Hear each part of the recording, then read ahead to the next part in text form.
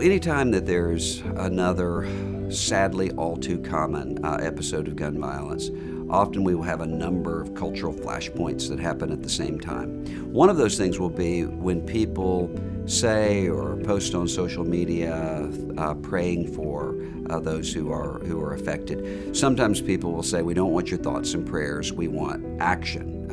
Now, in one sense, what those people are reacting to is sort of built out of a secularist understanding that praying doesn't really do anything. And so have some empathy for them, because what they think is that when I say I'm praying for you, that means the equivalent of saying I'm thinking about you.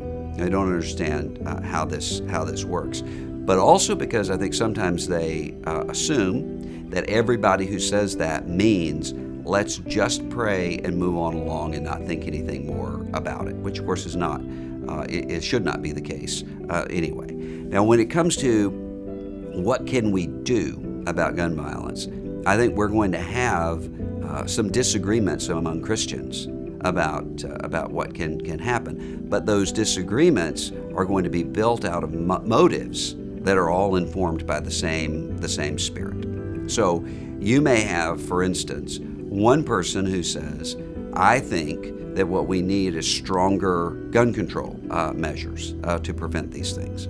You may have someone else who says, I'm not for that because I don't think that's going to solve the problem, and it's going to impinge on some constitutional rights and freedoms that are going to have negative consequences. Well, those are two people who really aren't disagreeing about whether or not gun violence is good or bad. They're disagreeing about how to fix it. And I think right now in American culture, what those two people are likely to do is simply to talk at each other over social media, rather than to sit back and to say, okay, I disagree with you about how to fix this, but why?